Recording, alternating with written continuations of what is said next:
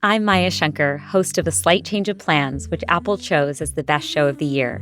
In our new season, we'll explore how the science of change can help us better navigate change in our own lives. And we'll hear stories from people like Ruby Bridges, who at age 6 became one of the first students to desegregate an all-white elementary school, and Christy Warren, a firefighter who saved others for decades before finally seeking out help for herself.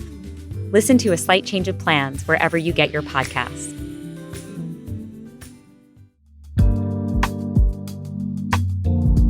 From Sugar23, I'm Angela Ledgerwood, and this is Lit Up.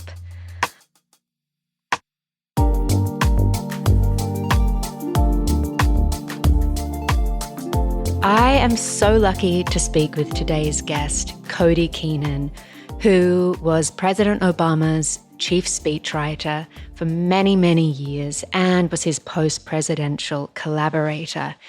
The book we are going to talk about today is called Grace, President Obama and 10 Days in the Battle for America. This takes us back to a period in 2015 that started with the massacre that happened in the Charleston church. And in those next 10 days, the Marriage Equality Act would be passed, the Affordable Health Care Act would be passed, and President Obama would sing Amazing Grace at the memorial for the victims of this massacre.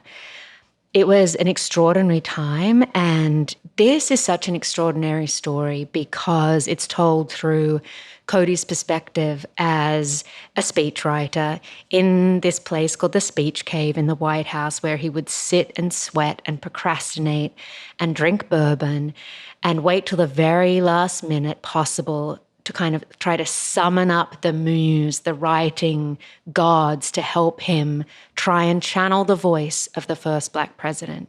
I mean, if there isn't pressure there, I don't know what pressure looks like. Obama would tell Cody to go listen to jazz, to loosen up. And this book is all about their writing collaboration. It's about how Obama would push Cody to be better, to ask more of himself and to ask more of Americans. I was lucky enough to meet Cody about 2 years ago. I read this proposal when it was out to publishers and instantly knew that I wanted to be involved with publishing this.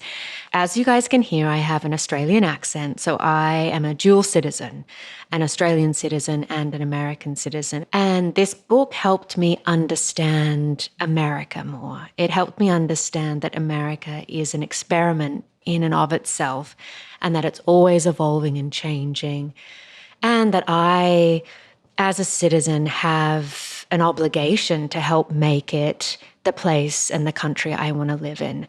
And it has been one of the biggest honors and career highlights to date. I hope you find some inspiration in this book and in our conversation with Cody Keenan. Thank you for listening. The moment we've been waiting for, and I was just told by Cody Keenan that no questions are off limits. Open book. Okay, first we have to explain why we are here and how we're so lucky to have gotten to know each other. We're here to celebrate your incredible book, Grace, President Obama and the 10 Days in the Battle for America. Welcome, Cody, to Lit Up. Thank you. I'm so excited to be with you. Okay, so you were Obama's chief speechwriter and collaborator for many years after that. But before we get into that, we've kind of set the scene. My big question that I've been meaning to ask you is, did the president ever ask you to write love poetry for Michelle? Oh my God, no. No. That's an amazing question that I've never even thought about, let alone been asked. He is perfectly capable of talking about his wife. I can actually tell this story now. Just last week, I was at the White House for the portrait unveiling for both of them. And I'm no longer his chief speechwriter, but I saw the draft of his remarks for it, and I saw his edits to it. And everybody went nuts when he added in that Michelle is fine. He called her fine in his remarks in the White House as the President of the United States, saying my wife is fine. Barack Obama added that. Nobody else wrote that for him. Punched it up. Did you punch it up in any way? Or is it off limits now that you're not an official collaborator? No, it's not off limits. You know, even when I was chief speechwriter, he would ask on something that's like truly important. He'd say, you know, let's just get everybody's kind of gut check on this. These days, I'll take a look at anything that he thinks is important. But when it comes to Michelle, I let the man say what he wants. Okay. Well, some other hard-hitting questions will be coming your way in this chat. I've mentioned that you were the president's speechwriter, and we're going to jump into your book soon. But I'd love to rewind and ask how you got there. There's no one path to becoming a speechwriter, which is what makes it so interesting and exciting. You know, a lot of the speechwriters in the Obama White House came from all sorts of different backgrounds. And for me, after I graduated from college at Northwestern University, I moved to Washington, you know, cocky 22-year-old, thinking I went to a good school. I've seen every episode of The West Wing. Like, how hard can it be to find a job? It turns out it's actually really difficult because everybody else in Washington has done those things. So I took an internship in the mailroom of Senator Ted Kennedy, who was the youngest Kennedy brother, the last remaining Kennedy brother. And it ended up being my best education. I learned, you know, not only about how to get complicated legislation through Congress, but also I was opening letters in the mailroom and reading about people's lives. And you realize what actually matters in politics and public service and why it's so important to get it right. I had a mentor in Kennedy's office, a woman named Stephanie Cutter. She also mentored John Favreau on the Kerry campaign in 2004. John was the president's first chief speechwriter. And she introduced the both of us early in 2007, right after President Obama had announced his candidacy. And John and I connected over the phone, really liked each other. He hired me as his intern in 2007, and I just kind of hung on for 14 years. I was too stubborn to quit. And, you know, John and I to this day remain fantastic friends. We're doing a stop together on the book tour in Los Angeles. So the quick answer to your question, how do you become a chief speechwriter at the White House? Work hard, don't be an asshole. But there's also no small amount of privilege to it, too. You know, politics is still made for white men and white women to succeed. I had parents who could put me through college and help me when I was an intern. So I'll never forget that I was just lucky in that way to have that in a way that a lot of people aren't. But, you know, you also work 16-hour days for a long time and do your best and try to impress people and stay in touch with people. And, you know, eventually that hard work pays off if you're lucky enough to work as part of a good team. And I got to be part of two great teams in the Kennedy office and the Obama office. So what was that first day at the White House like? Yeah. Well, the first thing I did on my first day of work, which was January 21st, 2009, I didn't go to work on Inauguration Day. I went to work the next day. I took a picture of myself in my suit and tie and sent it to my mom because I knew it'd make her cry. And then you go to the White House and you worry that there's been some mistake, right? You're going to flash your badge at the Secret Service window and they're going to be like, yeah, you're not on the list. But somehow they let you in.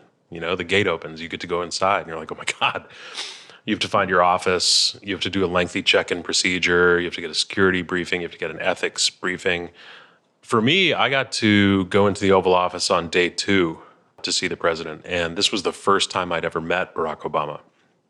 I'd been on the campaign for almost 2 years, but he was never in Chicago. He was just always out campaigning. He came in maybe 3 times, and he'd speak to the entire staff and then go to a meeting with his top aides. So I get a call at my desk, and I'm across the driveway from the West Wing in the Eisenhower Executive Office building, and it's the president's assistant, Katie, and she says, hey, can you come on over? And I'm like, to where? The Oval Office? She's like, yeah, the president wants to see you. I was like, of the United States?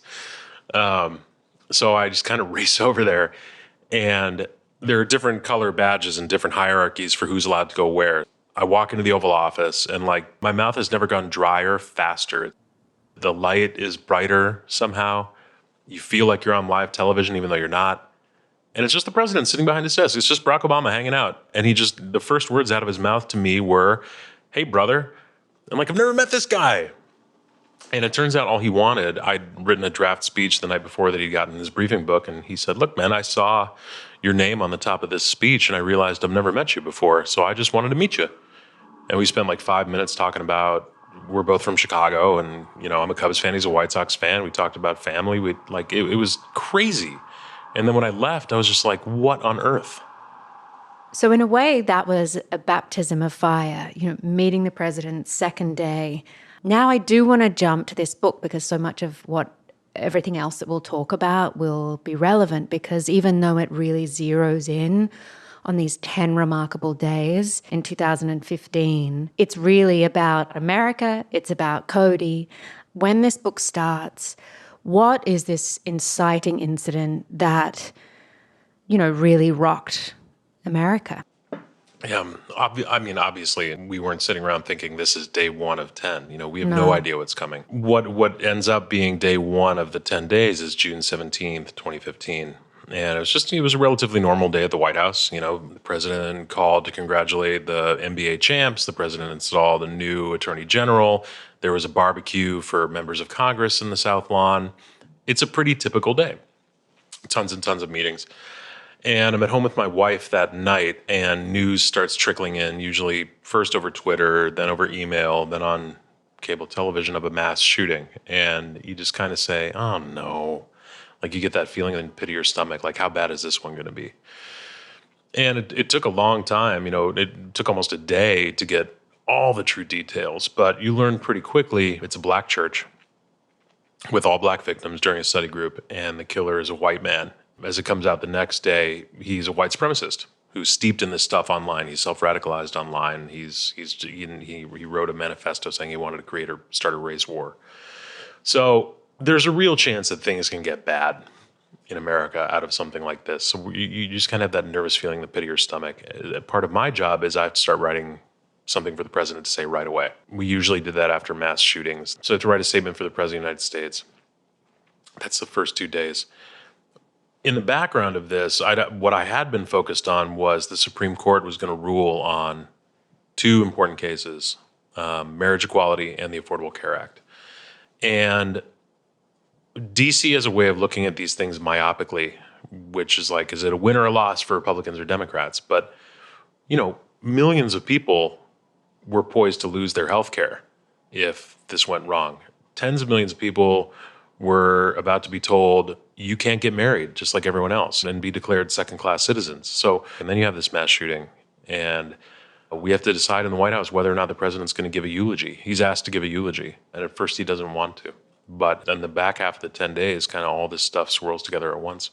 Anyone reading this book will think back to where they were on these 10 days and marvel at the fact so much did happen in these 10 days. I remember I was working at Cosmo when this period happened, and I was covering in the magazine the Affordable Care Act because it would affect so many young readers. Then to have, marriage equality pass was such a celebratory, incredible moment for the country, but also, I think, for how it felt like it would trigger the rest of the world. I mean, other countries had already voted this forward, but America felt like a very important catalyst for that. And I think the tone you strike in the book is so careful as well, because you're dealing with the joyful outcomes and such sadness. And something that you've reckoned with in the book is being a white man speaking, trying to inhabit the voice of the first black president. Can you talk a little bit about that process, how you became more comfortable with it, and how probably that mirrored becoming more comfortable with him as a boss, but also as a real collaborator? Yeah. I mean, this week was the biggest test of that. Probably the most important thing about being a speechwriter, beyond just being able to string a sentence together, is to have a real sense of empathy. The ability to put yourself in somebody else's shoes, to understand what a different audience might be going through. It's just really important because the president talks to, whoever you're writing for, talks to all sorts of different audiences. There are limits to that moral imagination. There are limits to empathy, right? When it comes to race, and I write openly about this in the book because I think it's important. I'm a relatively privileged white guy from the north side of Chicago who went to Northwestern University. I've never really wanted for much. And just a few miles away, from where I was born and raised, there were awful projects that no longer exist because they were so bad. And there's terrible violence to this day, and just lives that I don't know, right? So the man I'm writing for, Barack Obama, I don't know what it's like to be asked for your ID just because you're walking around Columbia's campus. I don't know what it's like to be followed in a department store, or what it's like for a clearly available taxi to pass me by. These are things that I've never had to deal with, or worse, obviously. So when you're writing about race, when you're writing about orientation, when you're writing about class, you do your best to push the boundaries of empathy. I'd always had health insurance, right? I'd never known what it was like to go without it. At the time this book takes place, I just proposed to my wife. We'd been engaged for just a few weeks, and there was no way anyone was ever going to tell me we couldn't get married. And yet, there was an active question before the Supreme Court that they could have decided, no, you can't get married if you're a certain type of American. It's a real challenge. You work really hard. You talk to people who aren't like you. You read widely. And I would always talk to the president before any speech that felt like it was beyond my capacity to write. Something like the Charleston eulogy. I could write a good eulogy. I knew that. But to really delve into issues of race and the Confederate flag and guns, I needed some guidance from him. And he was always great about sitting down with us on the front end because he's a writer. He cares about his speeches. He knows that words matter. So he would always make time for us when we needed it. And in a lot of ways, we would lean on him to give us guidance. But I was always aware, as I put in the book, I never felt whiter than when I was writing for the first Black president. There's a particular passage in the book that I love, and it's when you make a joke that when the president says that he's like waiting for the muse to strike, you're like, what the hell? Not this again. Can you share with us this special relationship Obama has with his own creative spirit, and how for you as his speechwriter, it was a challenge? Yeah. I mean, like I said, President Obama is a writer, for all the good and ill that comes with it, and as writers, there are plenty of times we're just sitting at the computer or whatever and just, I don't know what I want to say, or I just don't want to write this. The scene you're talking about was in 2013. He has to go give his speech on the steps of the Lincoln Memorial 50 years to the day that Martin Luther King stood on those same steps and gave the I Have a Dream speech. No pressure, Cody, Yeah, right? it's just not fair. It's like, come on, do we have to do this? And he felt that too. It's just no matter how hard you work or what you do, it's not going to be as good because the times have changed. The times are different. It's not for all the miles we still have to travel. Everything that was facing Dr. King and the Black community in 1963 was a lot different. So I'm talking to him about this speech, and he's like, yeah, I haven't really thought about it yet. Why don't you just go write something up and give it to me? And if the muse hits, I'll work on it. And if it doesn't, we'll just go with what you do. And I was like, come on, man. That is not cool. I was 32 years old. You can't ask me to write what everyone is already looking at as the sequel to the I Have a Dream speech. And he was like, look, the truth is, I'd rather just be hanging out with my daughters or playing golf or drinking a martini. But the first thing I could think of was, this is, 2 years after the whole birth certificate fiasco. I was like, and they say you're not an American.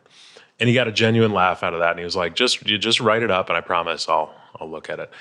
So he called it the muse. I don't have a name for it. There are times when you are inspired to write and there are times when you're not. For me, it's usually when I'm angry about something. That's when I'm at my best about writing. It's not something I try to manufacture, but unfortunately in today's world, there's plenty of things worth making you angry. Mm-hmm.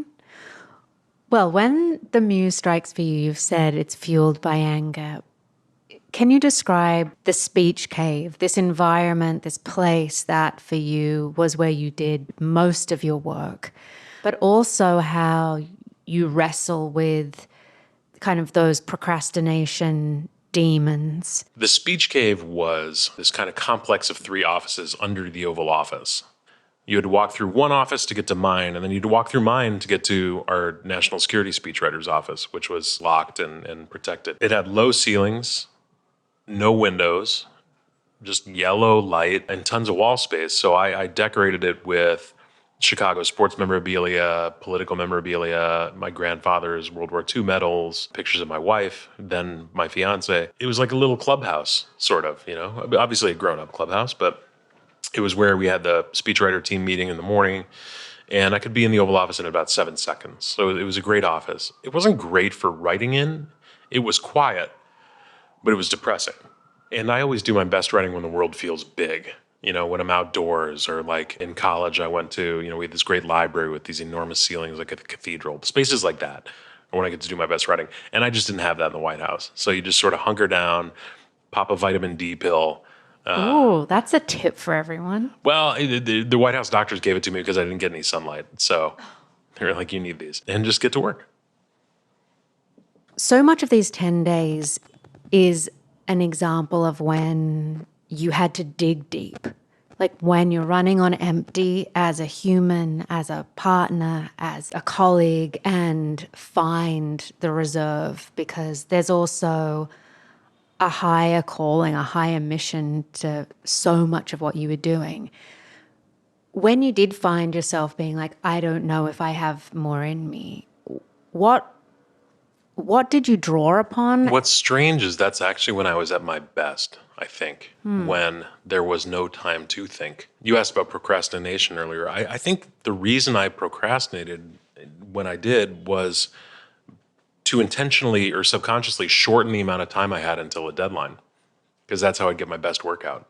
We had an 8-person speechwriting team, so I had other speeches to edit all the time, every day. And I'd spend hours working on my team's speeches. So I'd be like, you know what? Instead of writing this eulogy, I'm going to edit a couple other speeches. But to get back to your question on where do you dig deep, you don't have time to think. It just comes out because you have no other option. But you also lean on the people you love. And I actually loved some of my colleagues, and I know that sounds a little weird, but we all grew up together on the Obama campaign, where we were together for 2 years working 16-hour days. I mean, it forges you into a family. I lived with 2 of my colleagues, and then make it 3 when my future wife moved in with us. I leaned on Kristen, my then fiance, a lot that week. One of the reasons we're always so good together, and I assume all other good relationships are, is when somebody is just going breakneck on something, the other person knows when to step in and back them up. I had amazing colleagues too. I remember there was one moment when I had 4 full cups of coffee on my desk because people just brought me coffee, which was really, really nice. It makes you tear up a little bit to think, God, I am just a terrible friend, while you're writing this speech that you're freaking out about. And you make a mental note to pay it back some other time. So a sidetrack question, what happens when you leave the White House and life doesn't feel as dramatic? Like, how do you summon that, I guess, your version of a muse, when the pressure's on? And I think we can all relate to those moments. I'm never going to equate working at Cosmo to being in the White House. But I do miss that being on a deadline, everyone's there, helping out, jumping in, editing each other's work. And there is such a kick to that adrenalized moment together and the relief when it happens. And you feel like you've worked so hard. You're making me realize that the White House in many ways was a gift, in that it forced me to do my best work at times. I stayed with the president for 4 years after the White House, so we still had deadlines, which was helpful. But since then, you're right, it's tough. You have book deadlines, but come on, let's be honest. You blow through every single deadline when you're writing a book. Sorry, Deanne, my editor. I mean, fortunately, like, the White House still kind of lives in my head, where it's like, I will hit this deadline. You've mentioned Kristen, and she's a big part of the book in the ways that she obviously supports you. However, we have to mention that she has an incredible career herself. You met in the White House, and in fact, she was one of your fact checkers, making sure that everything you brought to the president was factually sound. But often, as you mentioned in the book, her work starts as yours finishes. I mean, what an incredible collaboration you have together. Tell us about that. Yeah, the speechwriter fact checker relationship it's both antagonistic, but it's also and collaborative because you're both working towards the same goal. I met her on her first day at the White House in 2011, and I was just, so that's it. You just know. I probably looked like an idiot, like lightning had struck me when I first saw her. And, we didn't start dating for 8 months because you're colleagues suddenly, right? And you're working in the White House. That's not something you want to mess up. But one of her many tasks was to fact check our speeches. She was basically the president's fireproofer. She made sure that he never said anything he shouldn't, with anybody he shouldn't be with, at a place he shouldn't be. She basically prevented countless alternate timelines where there was some sort of optics communications crisis. That's her job. And part of that was fact checking. So, I'd kill myself on this draft to make it, perfect and beautiful as I could. And then it's kind of over to her to tear apart and be like, this is wrong, this is wrong, this is wrong, this is wrong. You can't say this. He said something different before. And they would just send us back our beautiful drafts. And I think any writer can empathize with this. Our beautiful drafts all marked up with a bunch of footnotes telling us why we're wrong.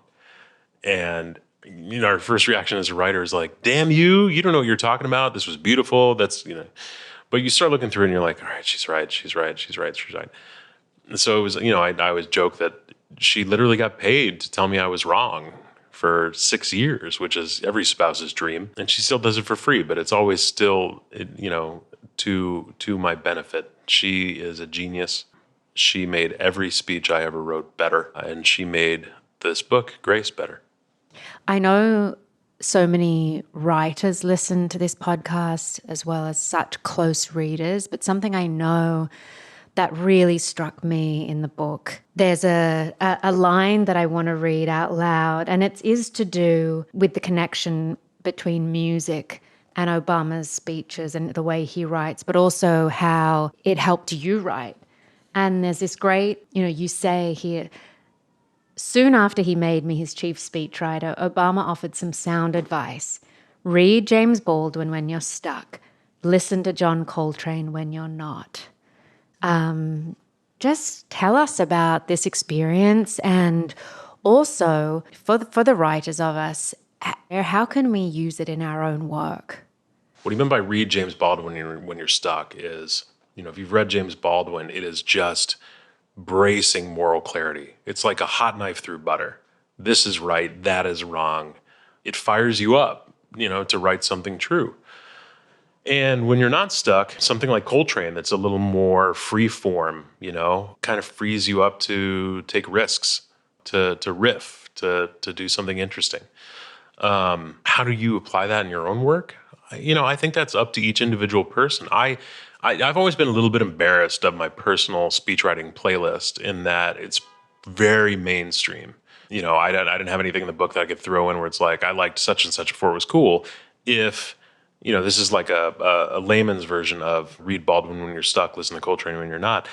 If I really needed to focus and couldn't handle someone else's words in my head while I was writing words on a page, I would listen to soundtracks. And I liked those big orchestral superhero soundtracks. The Dark Knight, The Social Network has an amazing soundtrack. If I kind of knew what I was going to write and I could deal with words, Springsteen was my jam. I listened to Bruce's entire catalog 500 times over in the White House. But I'd also look for tone.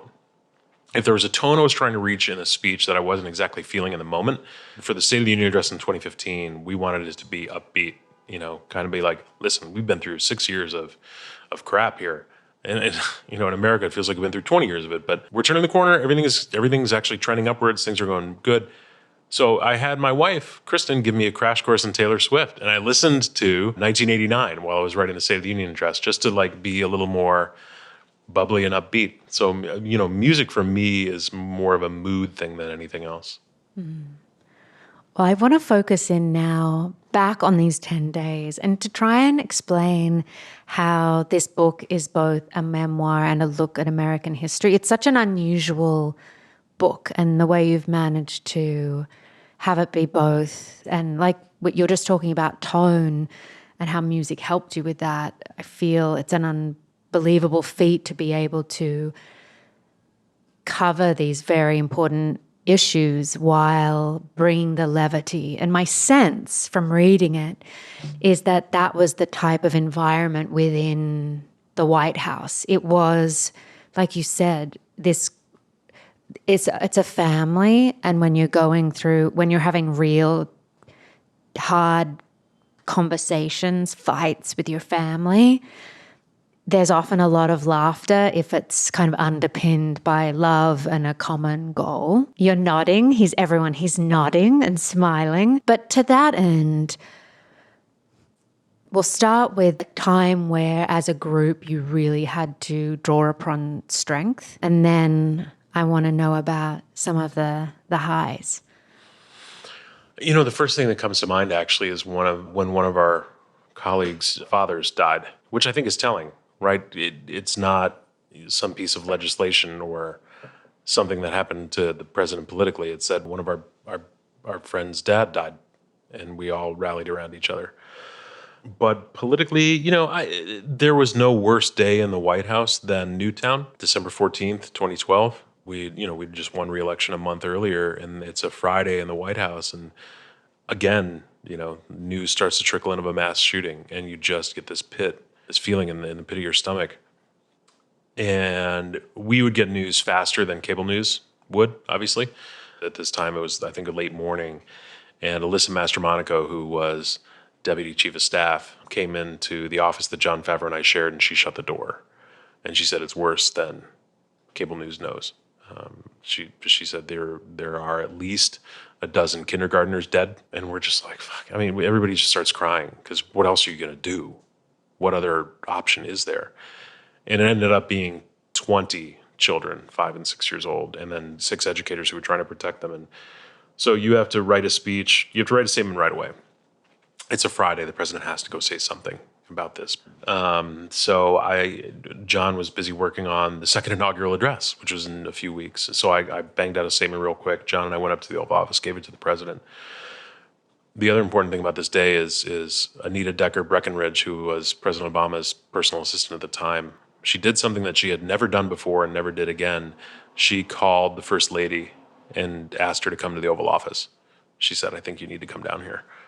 And I still get a little choked up about it. The president and the first lady were in the Oval Office for a while alone together. And then John and I were the first people to go in there after that and showed him the draft statement. And he crossed out one paragraph and handed it back. And he said, it's too raw. I wouldn't be able to get through that. And it was a paragraph about him, imagining himself as one of the parents there, caught behind police tape, not knowing whether your child was alive or dead. And even when he delivered this statement, he couldn't get through it. He stopped and cried for, I think, 12 seconds or something like that to collect himself. And for a long time, it was the second most viewed YouTube on the White House website, right behind the night he announced that we'd killed bin Laden. And I think that was just because he showed emotion that everyone else was feeling. You can't manufacture that. You don't write into a speech, sir, cry here. Because we were all crying, and I don't think it matters whether you had kids or not. I didn't have kids at the time. I do now. But I'm sure people with children were feeling it in a much more profound way. The rest of us were just feeling this horror as humans. We were best friends and family. And that's what got us all through. Okay, so now we're going to switch tone too, because a huge part of this book is its call to action to young people, to everyone, to be politically engaged and to care and to hope, and that we can make the difference. So share that great day in the White House. It doesn't have to be from those 10 days, although it can be. On reflection, what's something that's still inspiring you about that time? One of the things about the book is you kind of alluded to this before. When I was writing it and I talked to friends about what I was doing, they were like, oh my God, dude, I remember all of those things, but I don't remember them all happening in the same 10 days. That's a coincidence that they all happen in the same 10 days. It's not because of anything Barack Obama did.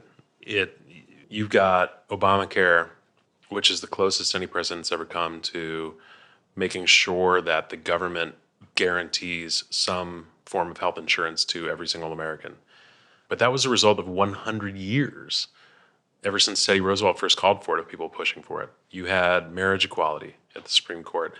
That was a result of 50 years of advocates pushing. Obviously, we are still not just 60 years into a civil rights movement, but 400 years into it. And this kind of gun safety movement has grown out of, the massacres of the Obama years. It's the progressive triumphs in the book are because people marched and organized and decided to care about something bigger than themselves. And that's why we all went to work for Barack Obama. This is the part where more cynical people start rolling their eyes. But we didn't just hook ourselves to him because we thought he would take us somewhere. Revisionist history is like this campaign was lightning in a bottle, it was magic.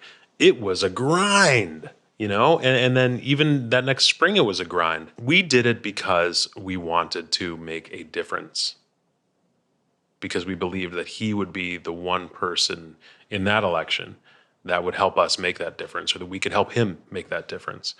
And so many of us left Washington after Obama. We weren't part of the revolving door kind of political infrastructure down there.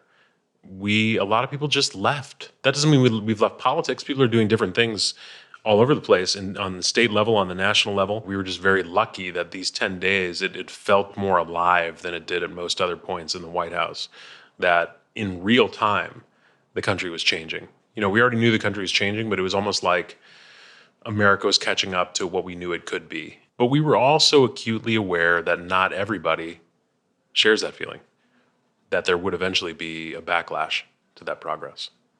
Well, that's definitely what we're experiencing now. And I don't want to delve into that. I feel like we need to have you back on Lit Up after your kind of crazy book tour to help us in the way that you help your students now that you're a teacher at Northwestern again. And I know part of why you wanted to write this book is being inspired by young people again, but to help us process the where are we now, what can we do to close out.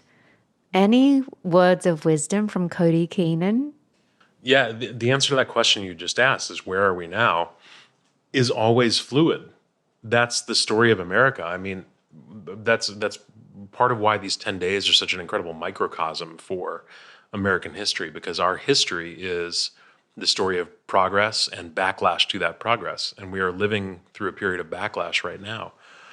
But you really can, if you dive in and keep at it, make a difference. The Dobbs decision earlier this summer was just, gut punch doesn't do it justice. And I mean, it's an atrocity.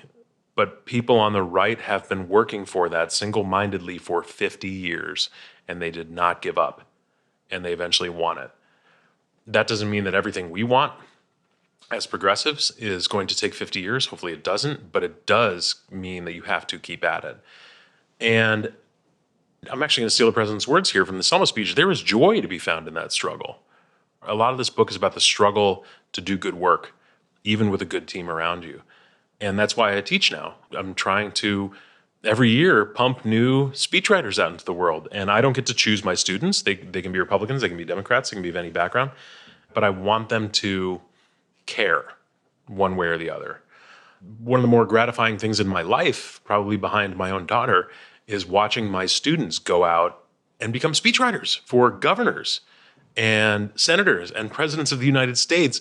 And now they're doing this. And it makes me so happy that a new generation is kind of up to this task, that they are more fired up than we were. They also have to be, because the issues are much more pressing for them than they were for us.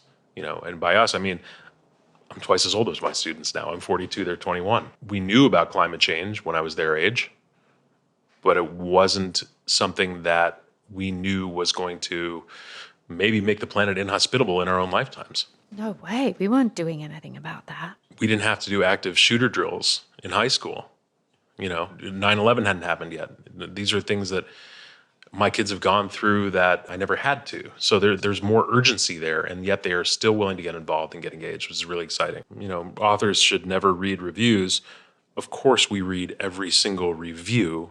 You all do. And there was one today where the last line just made me so happy. Grace is also a rarity in presidential histories these days. It's an argument for public service. And that's not why I wrote the book, but that's one of the things that I wanted to come out of the book. And it just made me really, really happy that I hope young people read this book and go, I want to do that. You asked about a day in the White House. There are so few days where you have an unambiguous victory. It's not like election night, where it's just boom, we won. The night we passed the Affordable Care Act in 2010 was one of those nights. And we were all out on the Truman balcony of the White House afterwards, celebrating late at night on a Sunday. And the president said, this is better than election night. Election night just gave us the chance to change something. And today you did. Clear-cut victories are few and far between in politics. But it's what you do every single day in between that makes them possible. It's been such a privilege to work on this book for you, and it's just such a dream to have an inside to this and to see, I don't know, who you are, and to realize that the change is possible, that the cynical part of those of us kind of outside of politics, you have to squash that because there's really no place for it. This book kind of is an inspiration to do all of those things. So thank you. Thanks, Angie.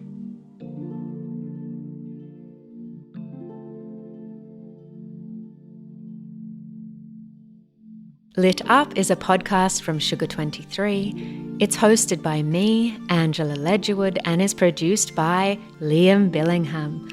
Olivia Allmeyer is the marketing and editorial consultant.